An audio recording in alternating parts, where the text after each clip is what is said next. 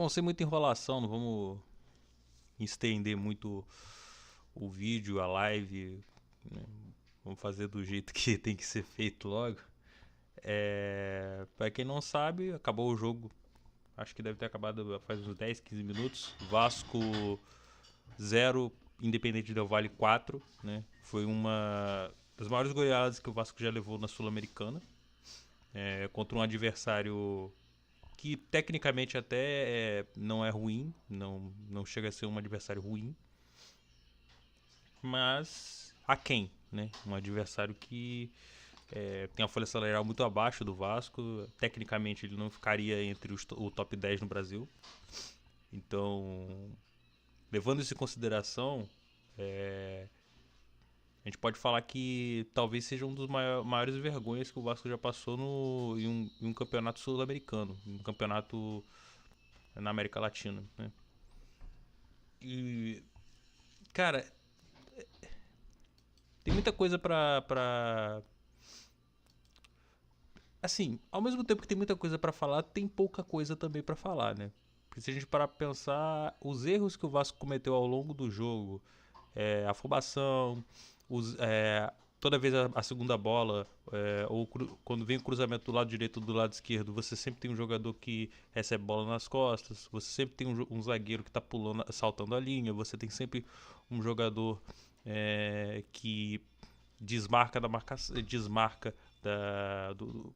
sai da marcação. Então, assim, são questões, né, que o torcedor do Vasco já vê há um tempo, né? E não é só no trabalho do Diniz, mas levando em consideração o tempo que o Diniz está no Vasco e principalmente o tempo que ele teve para treinar o time, é, é impressionante o fato do quanto o time piorou.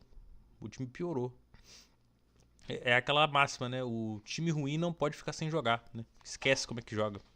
E aparentemente é isso que está acontecendo. O Vasco esqueceu como é que se joga futebol. Antes sabia muito pouco, agora sabe muito menos. Então é um pouco ruim fazer abrir um vídeo para poder falar sobre essas questões, porque o que a gente espera, principalmente dada a pausa do Mundial de Clubes, que lembrando, o Vasco ficou mais de 10 jogos sem ganhar nenhum jogo, sabe? Ficou a 10, o Vasco tá a 15 jogos sem vencer. 15 jogos sem vencer. A pausa, o torcedor do Vasco via como uma coisa frutífera exatamente porque poderia ter um tempo para o Diniz poder treinar esse time, poder fazer uma janela, né, certo? Fazer uma janela de transferência para poder mapear jogadores para as dificuldades que eu volto a dizer, são dificuldades que não são novas, tá? A gente fala sobre essas dificuldades há tempos, há anos no Vasco, né? É a falta de um ponta mais físico, que tenha velocidade e ataque à profundidade. O Vasco não tem esse jogador. O Garré, por exemplo, não é esse jogador. O Watson é um jogador frágil fisicamente. A gente tem esse problema desde que o Peck saiu. A falta de um reserva pro Verratti, né? Mas eu não vou abordar isso, porque reserva pro Verratti, querendo ou não, ainda é o reserva, né? A gente tá falando de jogadores titulares, né? Se for falar de jogadores titulares, a gente precisa de ponta, né? Precisa de pontas, mas especificamente a gente precisava de um ponta direita titular, né? A gente precisava de um zagueiro, né? Um zagueiro para jogar. é, Dois zagueiros, né? Um zagueiro para jogar no lugar do João Vitor e um zagueiro do lado do João Vitor, né? Mas vamos lá, um zagueiro, né? Vamos lá, ponta, zagueiro. Aí você tem um centroavante, né? Que no caso seria um banco. E um reserva pro Coutinho, né? Que a gente precisa. Porque a gente já sabia que o Paí ia sair. E exatamente por ter essa folha salarial, o Vasco poderia. é, Após limpar a folha salarial com o Paí, o Vasco poderia ir atrás do jogador no mercado. Só que é aquela história, né? A gente reclama que. Olha que ilusão que o torcedor do Vasco tem, né? Um jogador sai do Vasco, né? Um jogador sai do time. E aí o que você espera é que você vai fazer um mapeamento no mercado para poder achar os erros. Só que olha que paradoxo, né? O Vasco ele tem deficiências no elenco justamente porque há uma defasagem no mapeamento de jogadores e das necessidades do time. Então, olha que paradoxo. Eu, como é que a gente fica animado, né, para que o Vasco vá no mercado, justamente se o Vasco é ruim em ir no mercado, entende? A gente quer que o Vasco resolva os problemas do mercado, os problemas do elenco, sabendo que as pessoas que estão ali não conseguem resolver o problema do elenco, e justamente por elas não saberem que a gente está nessa situação, né? Então, assim, a avaliação deles já começa errada, né? Tanto que o Vasco perde o Payet, né? No caso natural, eu não renovaria com o Payet, mas o Payet sai e o Vasco contrata o Thiago Mendes. E aí eu volto a dizer, Thiago Mendes é o quê? Volante. Né? Aí vamos lá. O Vasco mais uma vez, né? Indo atrás de volante, né? Tietê, Paulinho, Jair, Hugo Moura, Matheus Carvalho e agora, né, já enchemos a mão, Thiago Mendes. 6 jogadores. 6 volantes. Sem falar os jogadores da base, né? Que alguns até saíram, né? Barro, JP e tal. Vários jogadores que eram até volantes aí também saíram exatamente porque o Vasco tinha esforço. Já temos aí 7 volantes, né? O Vasco vai abrir uma fábrica de veículos, né? Uma nova Volkswagen Vasco, né? Infelizmente, a gente vê isso acontecendo várias e várias vezes. E olha, a gente tem tantas opções para uma posição, para uma certa posição do campo e outras não tem, entende? A gente precisa de zagueiro e a gente não tem zagueiro. A gente conta com jogadores da base, né? Luiz Gustavo, jogadores como Lucas Freitas, que são jogadores fraquíssimos, né? Você tem um João Vitor que até hoje não rendeu no Vasco. E a gente fica aquele lance, né? A gente fica meio que numa síndrome de Estocolmo, né? Porque a situação é tão ruim que a gente não quer nem que o João Vitor saia, porque a gente tem medo da reposição do João Vitor. Olha que loucura, né? A gente fica refém dos jogadores, né? Então, assim, não vai atrás de ponta, traz mais um volante. Ok, trouxe mais um volante, né? Beleza. Aí você pensa, poxa, precisamos de um zagueiro. Tá bom, o Vasco vai atrás de zagueiro. Qual o zagueiro que o Vasco vai atrás? Vai atrás de mais uma aposta, como o Lucas Oliveira? Né? Fica complicado entender. Então, é esse tipo de situação que ela é ruim. Além disso, você tem a questão do meio campo. Saiu o Payet. O que a gente espera? Que venha um meia para poder fazer o setor de criação, né? Mas aí o Vasco conta sempre com o ovo na bunda da galinha. Conta com Estrela, que vai voltar de lesão. Conta com pontas como o David, que vão voltar de lesão. E agora o Adson, que teve a fratura na tíbia. E eu volto a dizer, né? O que aconteceu... Eu nem fiz vídeo do Adson, porque eu acho que é bater na... Como é que fala? É tipo assim, é falar uma coisa que é repetitivo, tá ligado? Porque assim, a gente já sabe sobre essa questão do Adson. Não é uma novidade. Não é uma novidade que o Adson tem problemas físicos. Não é uma novidade, né? E o Adson não era para ser o titular desse time. A gente sempre fala, poxa, quando o Adson melhorar, o reserva do Adson é o Adson. A gente não precisa de um reserva do Adson.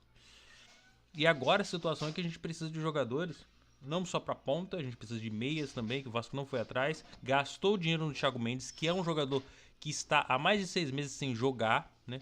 Tanto que ele nem foi relacionado, se eu não me engano. Depois vou dar uma procurada, mas eu acho que nem foi relacionado. Então, assim, trouxe um jogador que ainda não está pronto para poder jogar. Esse tipo de problema o Vasco não precisa, o Vasco já tem. O Vasco não precisa desse tipo de problema. O Vasco tem que ir atrás de outros problemas. E aí depois a gente critica, depois a gente reclama, depois a gente fala mal.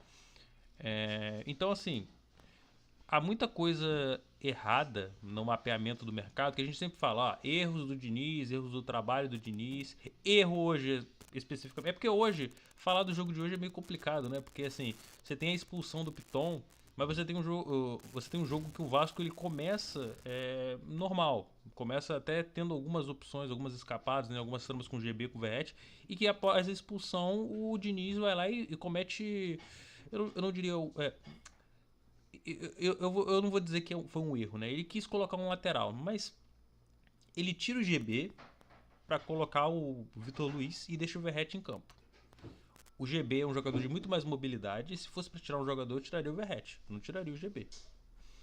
Mas, mesmo que a gente pense dessa forma, essa mudança foi feita muito rápido. A gente nem conseguiu ver como que esse time funcionaria antes, né, dessa mudança. E a verdade é que com a entrada do Vitor Luiz, saída do GB, o Vasco perdeu um poderio que ele tinha.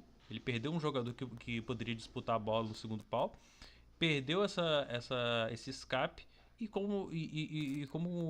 e até perdeu também um jogador para marcação, né? Porque se a gente parar para pensar, o GB ele era importante para fazer essa pressão na saída de bola do Independente Del Valle. A partir do momento que ele não estava e que você tinha jogadores do Vasco que vinham mais em uma linha mais baixa, né?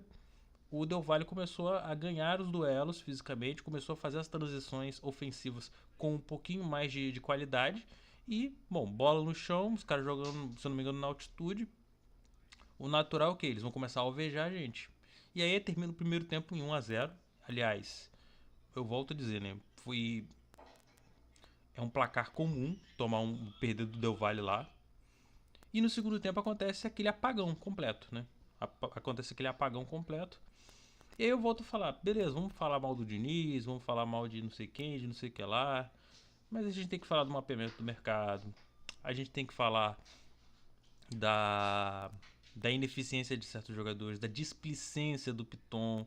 Sabe, vir aqui falar mal só do Diniz é muito. Eu não diria que é cômodo, né? Mas eu diria que não é nem que não é frutífero, mas não faz tanto sentido, entende? Não faz tanto sentido. Eu tenho minhas críticas ao trabalho do Diniz, eu tenho minhas críticas à postura do Diniz em relação a várias coisas. Mas. O que eu vou falar? Vou aqui falar mal do Diniz pelo que ele fez no jogo? Eu posso até fazer isso, mas. Como eu falo, é chover no molhado. Chover no molhado. A gente vai dar até uma olhada aqui nos números do jogo. Que assim, foi bola cantada, né? Foi bola cantada. Deixa eu botar aqui. Porque. Vamos lá. Cadê aqui? Independente Del Valle aqui, ó. Vamos lá. Aqui. Vamos lá.